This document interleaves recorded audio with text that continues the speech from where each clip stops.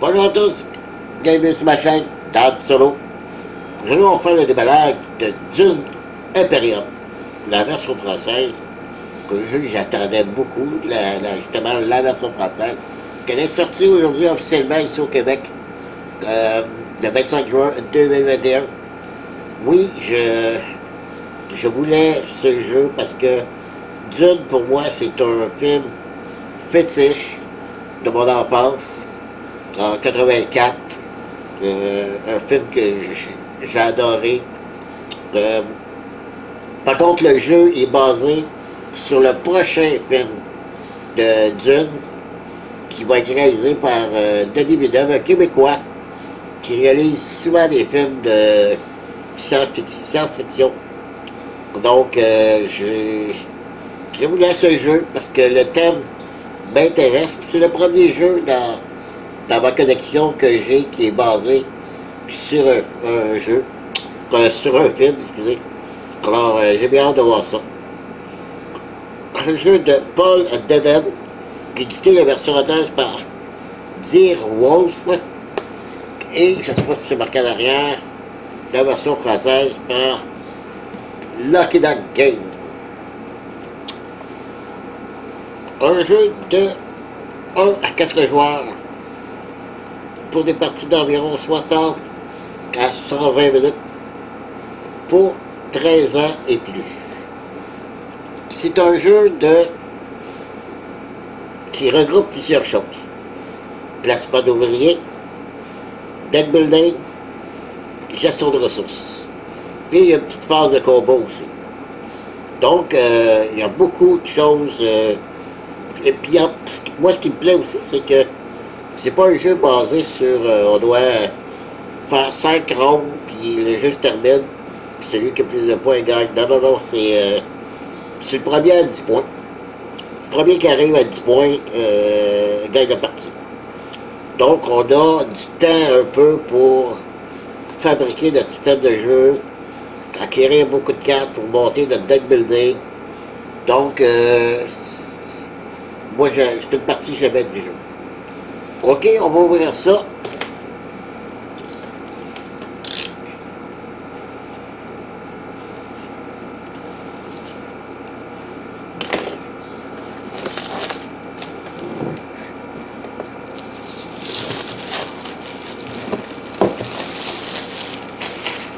On dirait que la boîte, quand le style fili glacé, super doux. Super belle boîte, je trouve. Et là, elle a l'air d'être très serré. Est-ce qu'on va l'avoir? Oui, on va l'avoir. Et voilà. Moi, j'avais vu dans les différents déballages que j'ai vu du jeu que je n'aime pas des livres de règles qui prennent la boîte au complet. C'est des grands livres de règles comme ça. Heureusement, j'ai la version PDF. Donc, sincèrement, si jamais ça vous intéresse de l'avoir sur format PDF, vous allez sur Lucky Duck Game, vous pourrez le télécharger. Alors, on a différents matériels. Un jeu quand même assez simple, avec une très belle mécanique. Un automa solo, vraiment, vous allez voir là. C'est un jeu qui peut se jouer uniquement à 3 joueurs. Quand je dis à 3 joueurs, c'est qu'en solo, il va y avoir 2 automas. Même si vous jouez à 2 joueurs, il faut qu'il y ait un troisième joueur fictif, un automa aussi. Lorsque vous jouez à 2, par contre, l'automa, le troisième joueur fictif, automa, lui ne fait pas de points. Tandis qu'en solo, les 2 automas avec qui je dois jouer vont faire des points. Donc eux aussi peuvent gagner la partie. Donc les tours de jeu, c'est bien expliqué. J'ai déjà lu le livre de règles là, de fichier PDF déjà, donc c'est un jeu assez simple. ben j'aime pas le format. Ici, c'est le livre de règles, ben le livre, je crois qu'il y a une page pour le solo. Solo ou à 2 joueurs. Donc, on vous explique ici les différents changements qu'il faut faire et comment fonctionne le solo. Guide des remplacements du plateau, ça vous explique tous les endroits où on peut faire les actions sur le plateau. Voilà. Des petits pions à dépatcher, ça c'est pour les 4 joueurs, les couleurs de 4 joueurs. C'est des petits panions, parce qu'on peut, durant la partie, prendre possession d'une région et qui nous appartient. On peut, lorsque d'autres joueurs vont aller sur cet emplacement, et que le petit drapeau est dessus, on va récolter des ressources. Le pion au premier joueur. Les 4 maisons, dans Dune, il y a 4 maisons, la maison de l'empereur, les Fremen, les Arcaden, et l'autre, je me souviens plus, là, les je vais regarder les Genis, en tout cas. Je vais vous dire ça, cher ami, comment il s'appelle, les 4 maisons. Surtout ici.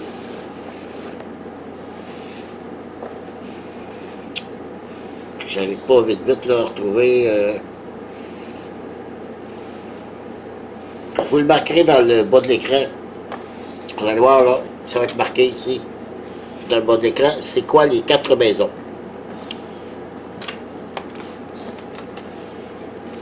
Le plateau de jeu. Qui n'est pas vraiment un très gros plateau.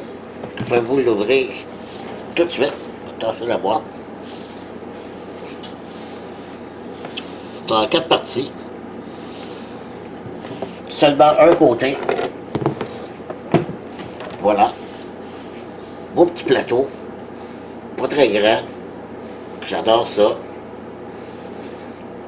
Tout ce que vous voyez ici, c'est des actions. Les 4 maisons ici,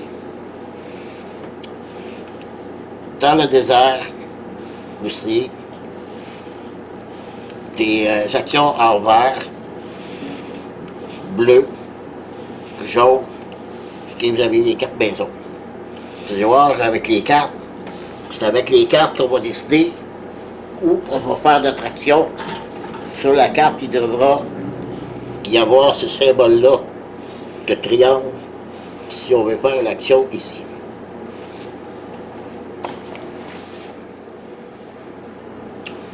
Ok, on arrive dans les petits cubes en bois. Ça c'est pour... ce sont nos troupes. Ça c'est un petit regret que j'ai par rapport au matériel. Ça ici, les petits cubes en bois, c'est censé représenter des troupes lorsqu'on envoie au combat. Ça c'est dommage, je trouve ça dommage. Ben je sais qu'ils vont sortir une version de luxe. Probablement juste en anglais pour commencer. Je pense qu'il va y avoir une version française. Mais dans la version de luxe, on va voir des genres de petits soldats. Ok, et un tas de trucs aussi différents. Ils sont encore. Ce sont nos. Ils appellent ça des agents. C'est avec eux qu'on va faire nos placements d'ouvriers. On en a 3 par joueur. Ben, pour commencer, on commence seulement avec 2. Okay? Puis durant la partie, on peut en acquérir un 3e. Donc, on ne peut pas faire plus que 2 actions au début. Pas plus de 2 actions par tour jusqu'à temps qu'on débloque le 3e. Ensuite, encore les petits cubes, nos troupes. Donc, on a le vert, le bleu, le rouge et le beige. Là encore, ici, je trouve pas ça très joli. c'est censé représenter des ressources, c'est de l'argent, finalement, c'est des arrakis, je crois. C'est en version 1, ça c'est une valeur de 1, et vous avez les plus gros, ici, valeur de 5.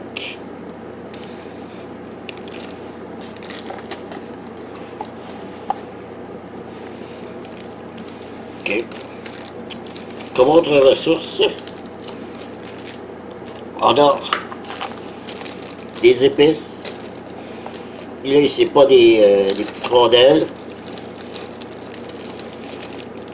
C'est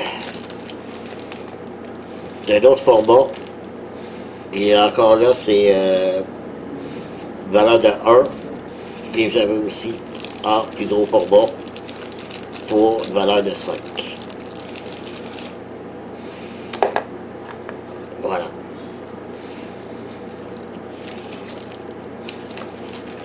Ensuite, autre ressource, c'est de l'eau. Au moins, ça sera forcé pour ça. Ça a vraiment l'air d'une goutte d'eau. OK. Ça, c'est quand même pas super, c'est joli. Et vous avez aussi un petit... je ne sais pas comment on l'appelle, lui, mais c'est un petit bonhomme qu'on peut débloquer avec un certain montant qui nous permet de faire une autre action. C'est comme si ce serait un autre ouvrier qu'on pourrait, agent, qu'on pourrait faire une action avec, mais c'est seulement pour un tour. Une fois qu'on a fini, il revient à sa place et quelqu'un d'autre peut l'acheter pour un tour. Voilà. Ça, c'est les pions pour marquer les points, chacun des joueurs. Le simple petit cylindre un petit peu plus épais. Encore là, très simple. Je dirais qu'ils ne se sont pas très forcés à ce niveau-là. Petit sac. Et là, ici, on a les joueurs, les personnages, des petites cartes et des grandes cartes. On regarde ça ensemble. En fait, je vais les séparer et je vous reviens. Ok, j'ai démêlé les cartes. On va commencer par les personnages qu'on peut avoir parce qu'on va personnifier des personnages.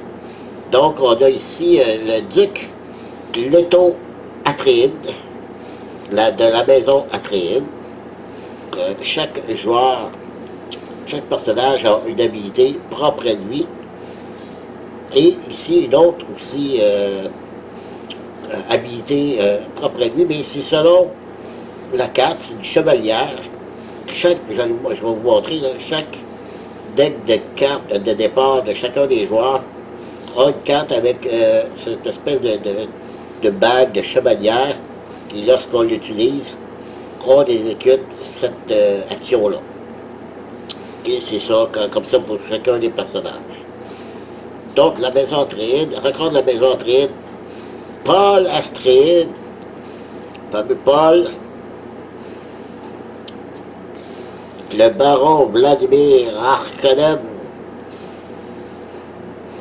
le méchant et pas beau, Vladimir Glossu, sa bête Raban. Honnêtement, il y a des personnages là-dedans qui ne me disent pas rien, par contre.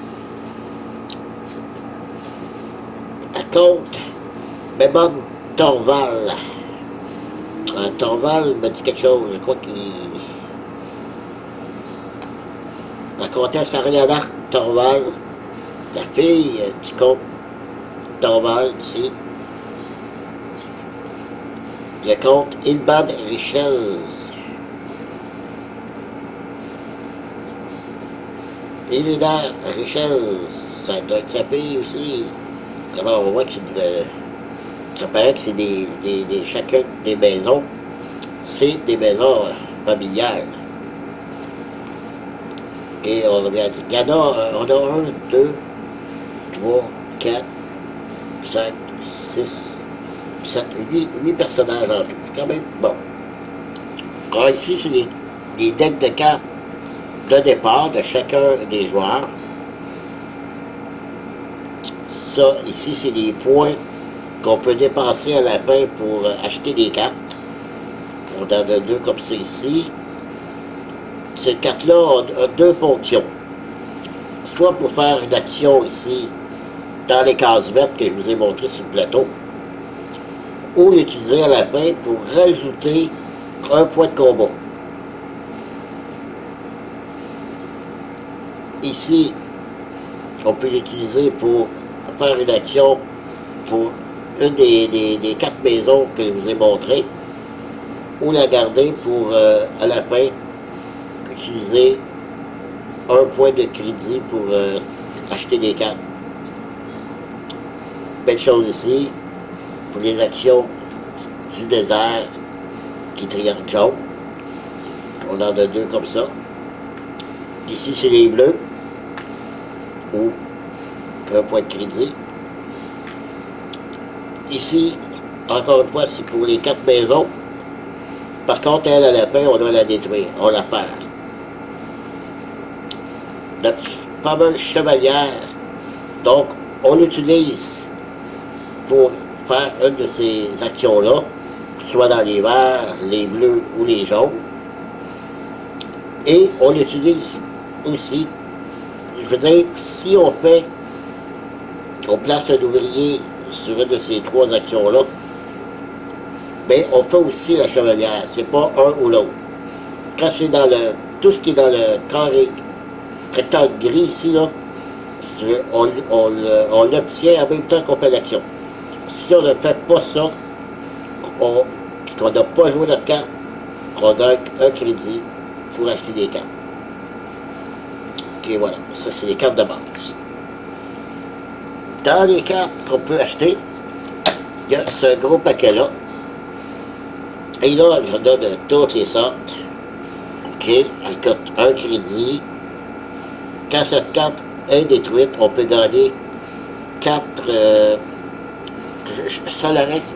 Oui, 4 Solaris. C'est des Solaris, la monnaie Solaris. Et ici, si on l'utilise pour ce qui est en dessous ici, on gagne un Solaris et un point de combat. Donc, de toutes les sortes, ici, action bleue, on gagne une carte, on pige une carte dans notre paquet deck.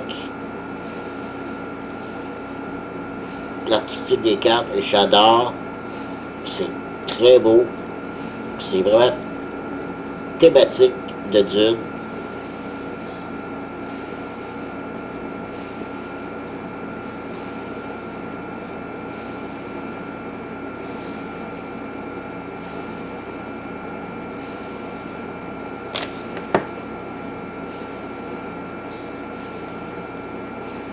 Ouais, très joli.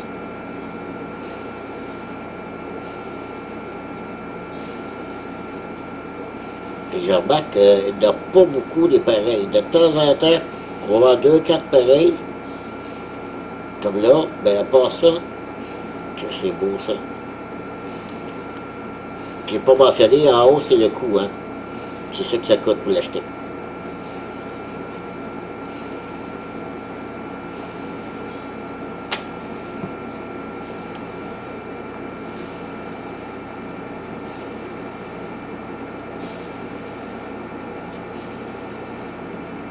Le fameux verre, chevaucheur de verre, des Fremen, qui nous donne, on fait l'action, ça nous donne 2 épices.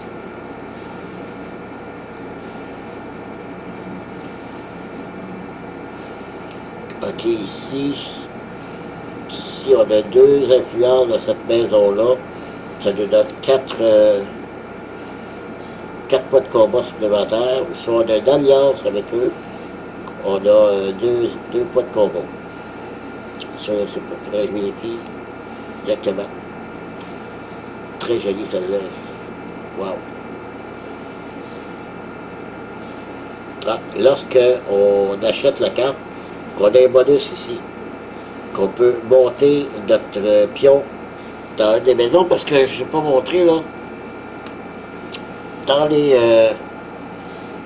maisons qu'on fait des actions, ici, on va voir des petits cubes ici, puis on voit ici.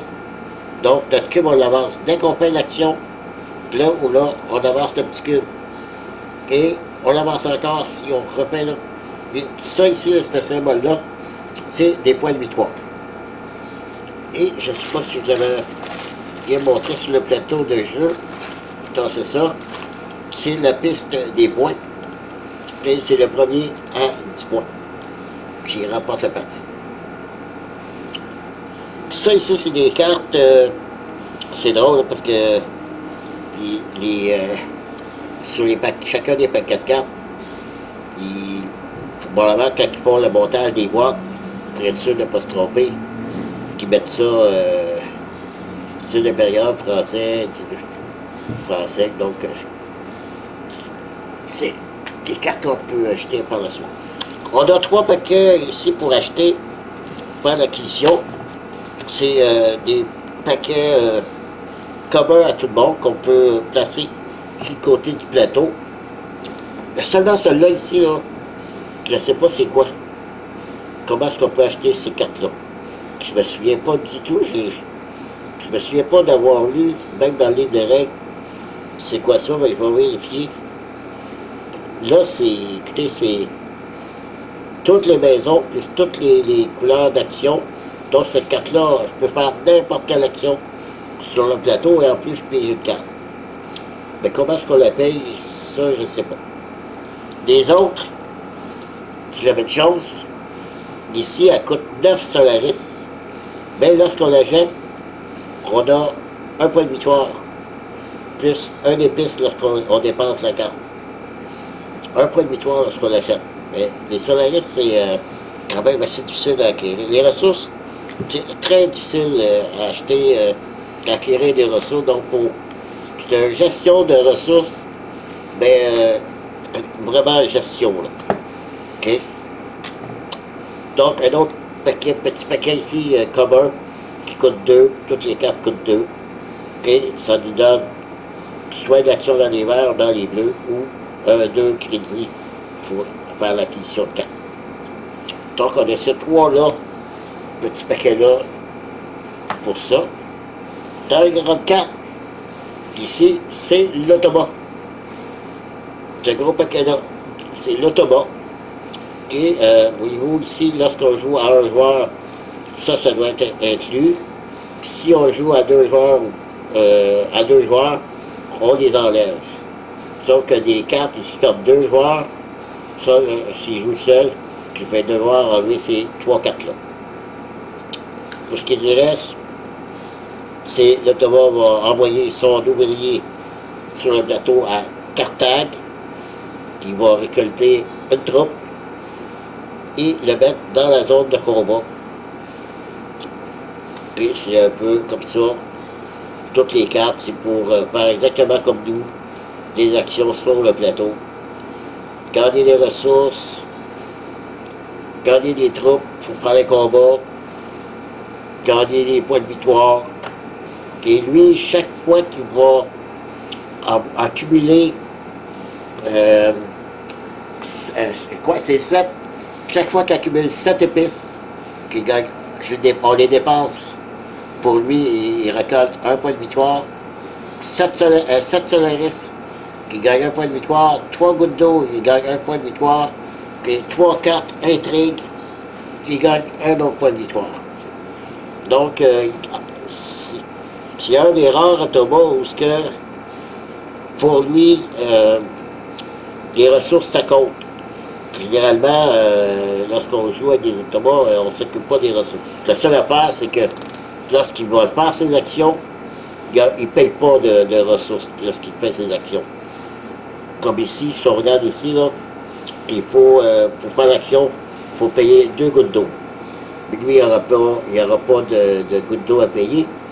Puis ça nous permet, j'ai 3 cartes, mais lui, il n'y a pas de deck de cartes.